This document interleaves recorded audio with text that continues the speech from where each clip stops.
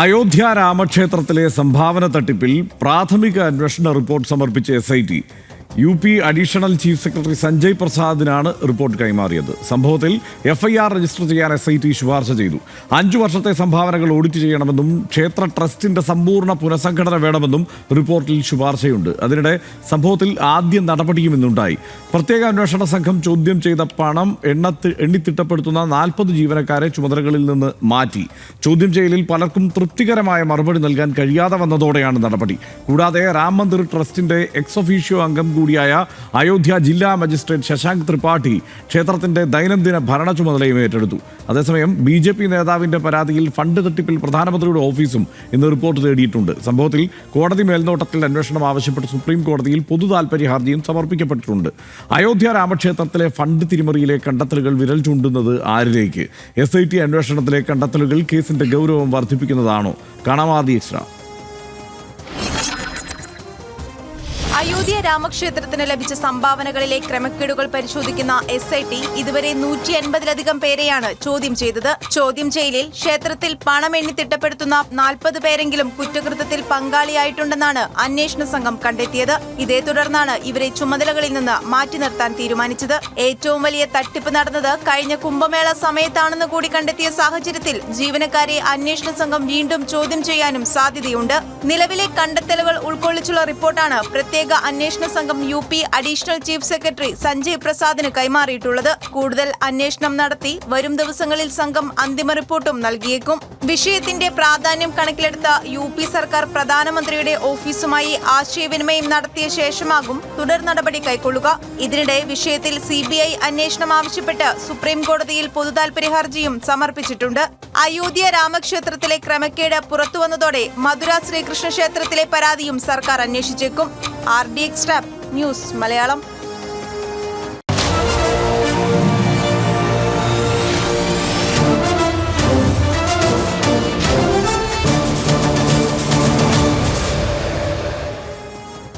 അയോധ്യ ക്ഷേത്രത്തിൽ ലഭിച്ച സംഭാവനകളുടെ കണക്കിൽ പൊരുത്തക്കേടുണ്ടെന്ന റിപ്പോർട്ട് പുറത്തുവന്നു. സംഭാവനകളിൽ കോടിക്കണക്കിന് രൂപ കാണാതായതാണ് എന്ന് ആരോപിച്ചത് അഖിലേഷ് യാദവ് ആയിരുന്നു. 5 മുതൽ 7.5 കോടിയോളം രൂപയുടെ ക്രമക്കേടുണ്ടായെന്ന് മുൻ അയോധ്യ MLA പവൻ പാണ്ഡെയും ആരോപണം ഉന്നയിച്ചു. സാമ്പത്തിക ക്രമക്കേട് കണ്ടെത്തിയിട്ടും കേസ് രജിസ്റ്റർ ചെയ്തതിൽ ദുരൂഹത ആരോപിച്ച് അരവിന്ദ് കെജ്രിവാൾ രംഗത്തെത്തി. എന്നാൽ ക്ഷേത്രത്തിന്റെ സാമ്പത്തിക കാര്യങ്ങൾ കൈകാര്യം ചെയ്യുന്ന ശ്രീരാമ ജന്മഭൂമി തീർത്ഥക്ഷേത്ര ട്രസ്റ്റ് ഈ ആരോപണങ്ങളെല്ലാം നിഷേധിക്കുകയും ചെയ്തു. സംഭവത്തിൽ പ്രതികരിക്കാൻ ധൈര്യമില്ലെന്നും പിന്നിൽ ശക്തരായ ആളുകളുണ്ടെന്നും BJP MP ബ്രിജ് ഭൂഷൺ പറഞ്ഞു. രാഷ്ട്രീയ വിവാദമായതോടെ സംഭവം അന്വേഷിക്കാൻ UP സർക്കാർ 3-അംഗ SIT രൂപീകരിച്ചു. ക്ഷേത്ര ട്രസ്റ്റിന്റെ ആവശ്യപ്രകാരമാണ് അന്വേഷണം പ്രഖ്യാപിച്ചതെന്ന് മുഖ്യമന്ത്രി യോഗി ആദിത്യനാഥും പറഞ്ഞു. ഈ SITയുടെ കണ്ടെത്തലുകൾ നോക്കിക്കഴിഞ്ഞാൽ ക്ഷേത്രത്തിലെ 2 ജീവനക്കാരുടെ വീട്ടിൽ നിന്ന് 10 ലക്ഷം രൂപ SIT കണ്ടെത്തി. ഇതുവരെ ആകെ 2 കോടിയോളം രൂപ കണ്ടെടുത്തു എന്നാണ് റിപ്പോർട്ട്. കളവ് ഏറ്റവും അധികം നടന്നത് 2025 കുംഭമേള കാലത്താണ് എന്ന് അന്വേഷണ സംഘം കണ്ടെത്തി. ക്ഷേത്രത്തിലെ സുരക്ഷാ ക്രമീകരണങ്ങളിലടക്കം ക്രമക്കേടുണ്ടെന്നുമാണ് കണ്ടെത്തൽ. ഇതിനിടെ ക്ഷേത്രത്തിൽ സമർപ്പിച്ച 60 കിലോ വെള്ളിക്കട്ടികൾ കാണാനില്ലെന്ന പുതിയ പരാതിയും ഉയർന്നു വന്നു. തുടർന്ന് സംഭാവനയായി ലഭിക്കുന്ന സ്വർണം, വെള്ളി, വജ്രം അടക്കമുള്ളവയുടെ കണക്കുകൾ സുതാര്യമല്ല എന്നും കണ്ടെത്തി. അതേസമയം മധുരയിലും, അതായത് തമിഴ്നാട്ടിലെ മധുരയിലല്ല, ശ്രീകൃഷ്ണന്റെ ജന്മദേശമായി പറയപ്പെടുന്ന ഉത്തർപ്രദേശിലെ മധുരയിലും ആരോപണം ഉയർന്നു. അയോധ്യ ക്ഷേത്രത്തിലെ ക്രമക്കേട് പുറത്തു വന്നതിന് പിന്നാലെയാണ് മധുര ശ്രീകൃഷ്ണ ക്ഷേത്രത്തിലും ആരോപണം ഉയർന്നത്. ക്ഷേത്രത്തിലെ നിവേദ്യം, പൂജകൾ എന്നിവയുടെ മറവിൽ ഫണ്ട് വെട്ടിപ്പുകൾ വ്യാപകമായി നടക്കുന്നു എന്നാണ് ആരോപണം. ക്ഷേത്രത്തിലെ പൂജാരിയായ ദിനേശ് മഹാരാജ് ക്ഷേത്ര മാനേജ്മെന്റിനെതിരെ ആദ്യം രംഗത്തു വന്നു. ക്ഷേത്ര മാനേജ്മെന്റ് സെക്രട്ടറി കണക്കിൽ കൃത്രിമം നടത്തി 1000 കോടി രൂപയുടെ സമ്പത്തുണ്ടാക്കി എന്നാണ് പൂജാരിയുടെ ആരോപണം. എന്നാൽ മാനേജ്മെന്റ് സെക്രട്ടറി കപിൽ ശർമ്മ പൂജാരിയുടെ ആരോപണങ്ങൾ നിഷേധിച്ചു. വിഷയത്തിൽ അയോധ്യ മോഡൽ അന്വേഷണം വേണമെന്നാവശ്യപ്പെട്ട് മുഖ്യമന്ത്രിക്ക് കത്തും നൽകിയിട്ടുണ്ട്. സനീഷേ, ഹിന്ദു ഖത്തരമേ ആരാൽ എന്നതാണ് പ്രശ്നം. ഇതിലൊരു കാര്യമുണ്ട് ഹർഷ. അതായത് ഇത് വാർത്ത ആദ്യം കേട്ടപ്പോൾ തന്നെ ഞെട്ടായിരിക്കും സത്യം പറഞ്ഞിട്ട്. അതായത് എങ്ങനെ ധൈര്യം വരുന്നു മനുഷ്യർക്ക് എന്നാണ് ആദ്യം ഒരു തോന്നൽ. അതായത് ലോക ശ്രദ്ധയിലുള്ള ക്ഷേത്രമാണ് ഈ അയോധ്യ ക്ഷേത്രം. നമുക്കതിൻ്റെ പ്രത്യേകമായിട്ട് പ്രേക്ഷകരോട് പറഞ്ഞു കൊടുക്കേണ്ട കാര്യമല്ലോ, അല്ലെങ്കിൽ നമുക്ക് അറിയാത്ത കാര്യമല്ലല്ലോ. അവിടെ 500 വർഷക്കാലം, അതിലേറെ വർഷക്കാലം ഒരു ദേവാലയം നിലനിന്നിരുന്നു. അത് തല്ലിപ്പൊളിച്ച് കളഞ്ഞു. ഒരുപാട് കാലത്തെ ഡിസ്പ്യൂട്ടിന് ശേഷം വലിയ അതിക്രമം അതിൻ്റെ മേലുണ്ടായി. അത് കോടതി വിധിയിലൂടെ വന്ന് അവിടെ ഒരു ക്ഷേത്രമുണ്ടായി. അപ്പോൾ ഇത്രയും സംഭവങ്ങൾ നടന്നിട്ട് ലോകം ഞാൻ പറയുന്ന അക്ഷരാർത്ഥത്തിൽ രാജ്യമല്ല, ലോകം തന്നെയും ശ്രദ്ധിക്കുന്ന ദേവാലയങ്ങളുടെ പട്ടികയിൽ, ഒരു പൊതു കെട്ടിടങ്ങളുടെ പട്ടികയിൽ ഏറ്റവും ഇമ്പോർട്ടൻ്റ് ആയിട്ടുള്ള ഒരു ക്ഷേത്രം. പല കാരണങ്ങളാൽ അതിനകത്ത് അതിൻ്റെ നടത്തിപ്പ് ചുമതലയുള്ള ആളുകൾ അതിനകത്ത് തട്ടിപ്പ് നടത്തുന്നത് വെച്ചാൽ അവരൊക്കെ ഭഗവാൻ ശ്രീരാമൻ അവരെ എങ്ങനെയായിരിക്കും കാണുന്നുണ്ടാവുമെന്ന് ആലോചിച്ച് നോക്ക്.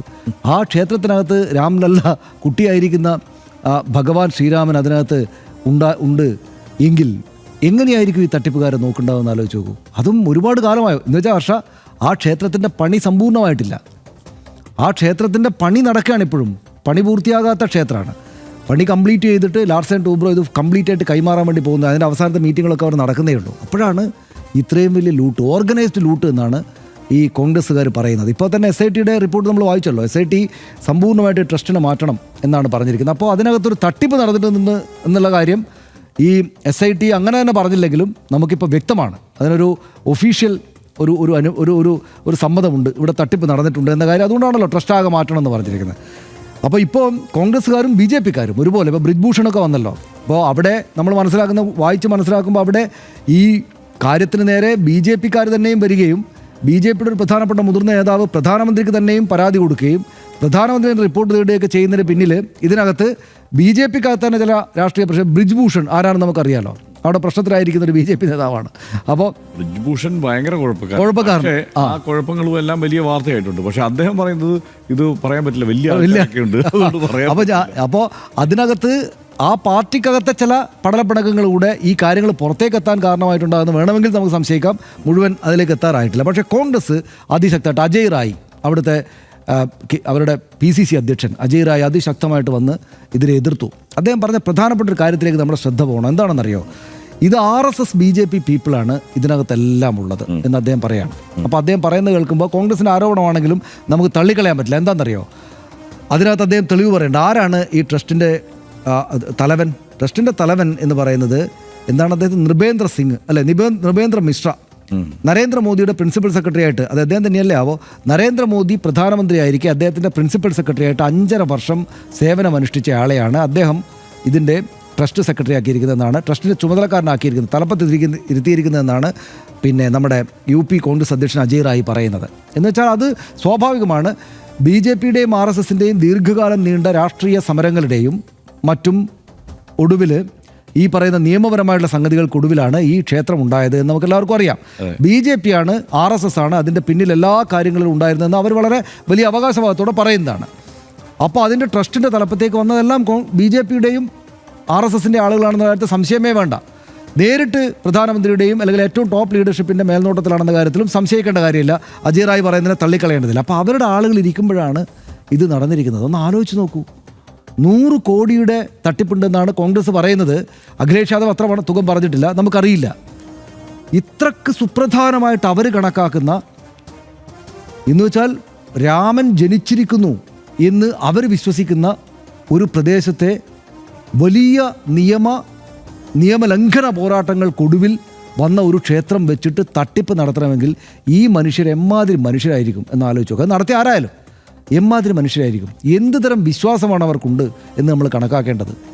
ഇവരാണ് വിശ്വാസ സംരക്ഷകരാണ് എന്ന് പറഞ്ഞിട്ട് ഇവർ തന്നെയും ഈ തട്ടിപ്പ് നടത്തി പണവും സ്വർണവും ഒക്കെ, അതും മനുഷ്യർ സംഭാവനയായിട്ട് അർപ്പിച്ചാണെന്ന് ഓർക്കണം.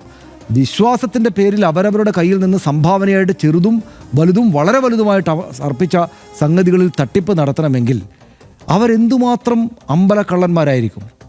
എന്നിട്ട് അവർ ഈ BJPക്കാരും RSSകാരെയും മുഴുവൻ പേരെയല്ല നമ്മളിത് പറയുന്നത്. പക്ഷേ ഈ തട്ടിപ്പ് നടത്തിയ മനുഷ്യരുണ്ടല്ലോ, ആ മനുഷ്യർ സ്വാഭാവികമായിട്ടും ഈ രാമക്ഷേത്രത്തിന് വേണ്ടിയിട്ട് സമരം ചെയ്ത ആളുകൾ അവരും ഉണ്ടാവില്ലേ?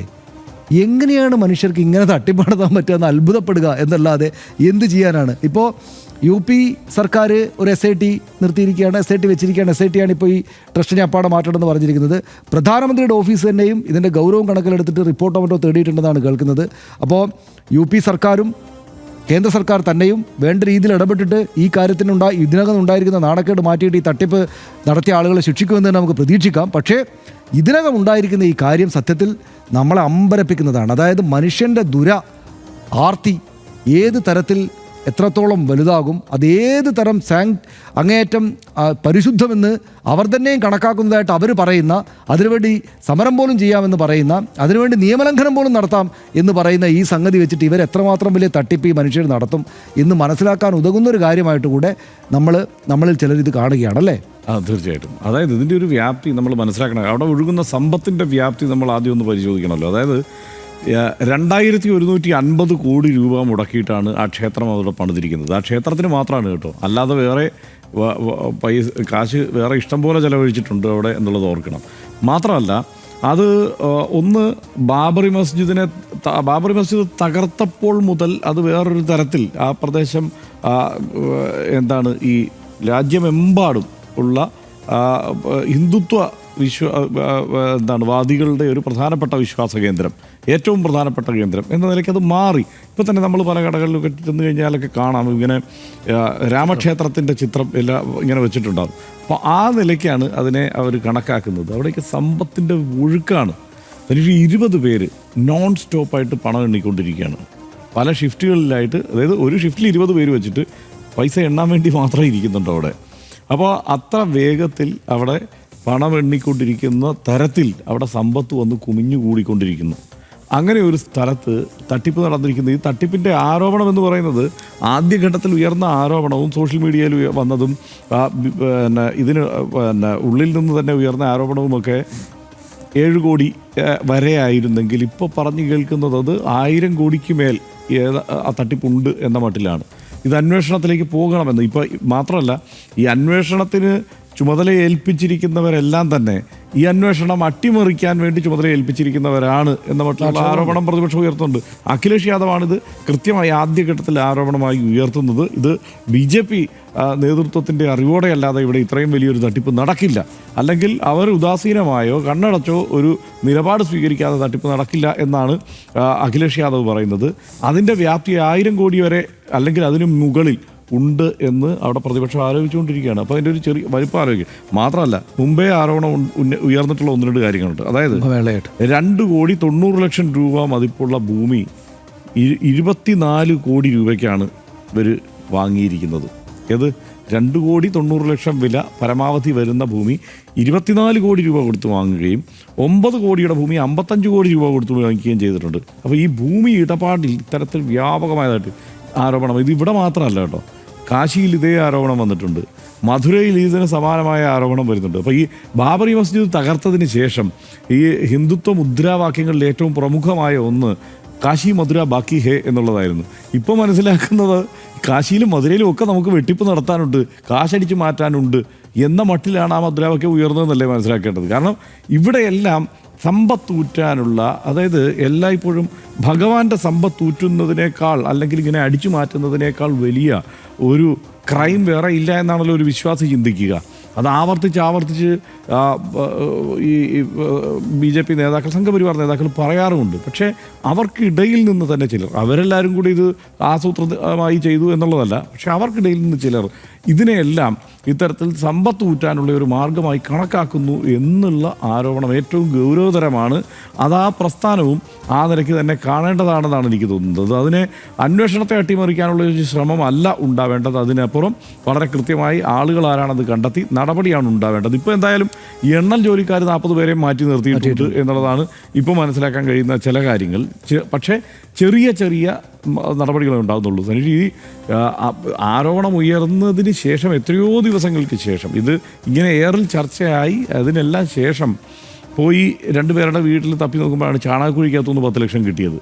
അതായത് ഇപ്പോൾ 2 കോടിയോളം കണ്ടെടുത്തിട്ടുണ്ട്, അതിനകത്ത് 10 ലക്ഷം ചാണകക്കുഴിക്കകത്താണ് കുഴിച്ചിട്ടിരുന്നതെന്നാണ് മനസ്സിലാക്കുന്നത്. അപ്പോൾ അത് ഈ അവസാന ദിവസങ്ങളിലൊക്കെ ഉള്ളൂ. നേരത്തെയൊക്കെ അടിച്ചു മാറ്റിയത് പണ്ടേ അത് വേറെ പല രൂപത്തിൽ മാറിയിട്ടുണ്ടാകുമല്ലോ ആ പണം. അപ്പോൾ ഈ അവസാന ഘട്ടത്തിൽ പോലും സമ്പത്ത് അടിച്ചു മാറ്റി എന്നുള്ള തോന്നലാണ് അവിടെ ഈ ആരോപണം ഉന്നയിച്ചവരെല്ലാം പറയുന്നത്. ഇത് തന്നെയാണ് മധുരയിൽ സംഭവിച്ചിരിക്കുന്നത്. മധുരയിൽ 1000 കോടിയുടെ ആരോപണം ഉന്നയിക്കുന്നത് മുഖ്യ പൂജാരി തന്നെയാണ്. അവിടുത്തെ ഭരണാധികാരികളെല്ലാം കൂടെ ഈ പണം അടിച്ചു മാറ്റിക്കൊണ്ട് പോകുന്നു എന്നുള്ളത്. സ്കൂട്ടറിൽ വന്നുകൊണ്ടിരുന്ന കമ്മിറ്റിക്കാരൻ ഇപ്പോൾ ബെൻസിൽ നടക്കുന്നു എന്നുള്ളതാണ് പൂജാരി പറയുന്ന പ്രധാനപ്പെട്ട കാര്യം. സ്കൂട്ടറിൽ ഇങ്ങോട്ട് വന്നു, കമ്മിറ്റിയിൽ കയറി ബെൻസുമായി ഇതേ പോകുന്നു എന്നുള്ളതാണ് മധുരയിലെ അവസ്ഥ. അപ്പോൾ ഈ അയോധ്യയിലും കാശിയിലും മധുരയിലും ഒക്കെ നടക്കുന്ന ഈ സാമ്പത്തിൻ്റെ വലിയ തട്ടിപ്പ് അത് കൃത്യമായി പിടിക്കപ്പെടേണ്ടതുണ്ട്. അതിൽ ഞാൻ വിചാരിച്ചത്, ഞാൻ നേരത്തെ സനീഷ് പറഞ്ഞില്ലേ, ഈ ബ്രിജ്ഭൂഷണെ പോലെ എന്ത് അക്രമത്തിനും മുതിരുന്ന തരത്തിലുള്ള ഒരു ശേഷി കാണിക്കുന്ന നേതാവ് പോലും പറയുകയാണ് ഞാനിതിൽ അഭിപ്രായമൊന്നും പറയുന്നില്ല, കുഴപ്പമുണ്ട് എന്ന് വെച്ച് കഴിഞ്ഞാൽ വലിയ വലിയ ആൾക്കാർ ഉൾപ്പെട്ടിരിക്കുന്ന പരിപാടിയാണിത്. അത് മാത്രമല്ല, അയാൾ ഇത് അഴിമതി നടക്കുന്നുണ്ട് എന്ന് ചിലപ്പോൾ അയാളുടെ കേസിൽ പാർട്ടി അയാൾക്കെതിരായതുകൊണ്ട് അത് തിരിച്ചൊരു പണി വെച്ച് കൊടുക്കാനും മതി. അത് നമ്മളങ്ങനെ ബ്രിജ്ഭൂഷൺ ആയതുകൊണ്ട് പൂർണ്ണമായിട്ട് അങ്ങ് എടുക്കണ്ട നമ്മൾ എന്നാണ് എനിക്ക് തോന്നുന്നത്. അതായത് ഈ കേസിലൊക്കെ ഈ നമ്മുടെ വിനേഷ് ഫോഗട്ടിന്റെ കേസൊക്കെ വന്നപ്പോൾ സഹി കെട്ടിട്ടാണെങ്കിലും ഗത്യന്തരമില്ലാതെ പാർട്ടി ഇയാൾക്കെതിരെ ഒരു നിലപാടൊക്കെ എടുത്തിരുന്നല്ലോ. അപ്പോൾ അവിടെയുള്ള ആളുകളോട് ശത്രുത വന്നതുകൊണ്ട് എന്നാൽ പിന്നെ ഇവർക്ക് ഈ ചാൻസ് കിട്ടിയപ്പോൾ പണിഞ്ഞേക്കാന്ന് വിചാരിച്ചാലും മതി, അല്ലാണ്ട് അയാളുടെ സത്യസന്ധയുടെ തെളിവായിട്ട് എടുക്കണ്ട. പക്ഷേ BJP നേതാക്കൾക്ക് കുറെ കൂടുതൽ പേര് കേട്ടോ ഇതിനകത്ത്, ഒരുപാട് പേര് വന്നിട്ടുണ്ട്. കൂടുതൽ ആളുകൾ അതെ, സീനിയർ BJP നേതാക്കന്മാർ തന്നെ ഈ പറഞ്ഞ രജനീഷ് സിംഗിനെ പോലുള്ള ആളുകളൊക്കെ അവിടെ രംഗത്ത് വരികയും ഇക്കാര്യത്തിൽ അന്വേഷണം വേണമെന്ന് ആവശ്യപ്പെടുകയും ചെയ്തിട്ടുണ്ട്. അങ്ങനെ മുഴുവൻ ഈ സംഘപരിവാറിന്റെ പ്രവർത്തകരും BJPക്കാരും RSSകാരും എല്ലാം കൂടി ആസൂത്രിതമായി നടത്തിയ ഒരു തട്ടിപ്പ് എന്നുള്ളതല്ല. പക്ഷേ അവരിൽ ഉൾപ്പെടുന്നവരാണ് ഇതിൽ ഈ കമ്മിറ്റിക്കാർ മുഴുവൻ എന്നുള്ളതാണ് അവിടെ പ്രശ്നം. അതായത് ഈ പ്രതിപക്ഷം ഉന്നയിക്കുന്ന പ്രധാനപ്പെട്ട ആരോപണം അതുതന്നെയാണ്. അഖിലേഷ് യാദവും അതുതന്നെയാണ് പറയുന്നത്, ഈ കമ്മിറ്റി മുഴുവൻ RSSകാരോ BJPക്കാരോ ആണ്. അപ്പോൾ പിന്നെ ആ ആരോപണം അവിടേക്കും ചെന്ന് നിൽക്കും. അതിൽ ഉത്തരം പറയാനുള്ള ബാധ്യത അവർക്കുണ്ട് താനും.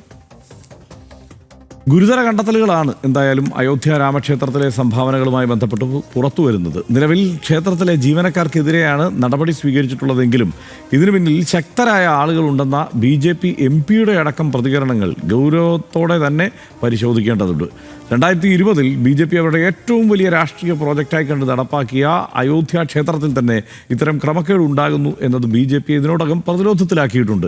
മധുര ശ്രീകൃഷ്ണ ക്ഷേത്രത്തിലും ഇതേ തരത്തിൽ തട്ടിപ്പ് നടന്നതായി പരാതികൾ ഉയർന്നിട്ടുണ്ട്. എല്ലാ വർഷവും ലക്ഷക്കണക്കിന് ആളുകൾ എത്തുന്ന കോടിക്കണക്കിന് രൂപ സംഭാവനയായി ലഭിക്കുന്ന ഇത്തരം ആരാധനാലയങ്ങളുടെ സാമ്പത്തിക കണക്കുകൾ സുതാര്യമാകേണ്ടതിൻ്റെ ആവശ്യകതയും ഈ സംഭവങ്ങൾ തുറന്നു കാട്ടുന്നുണ്ട്. സംഭവത്തിൽ കർശനമായ പരിശോധനയും അന്വേഷണവും നടത്തി കുറ്റം ചെയ്തവരെ നിയമത്തിന് മുന്നിൽ കൊണ്ടുവരാൻ അന്വേഷണ സംഘത്തിനും കേന്ദ്ര സംസ്ഥാന സർക്കാരുകൾക്കും സാധിക്കും എന്ന് നമുക്ക് കരുതാം. അടുത്ത വിഷയത്തിലേക്ക്.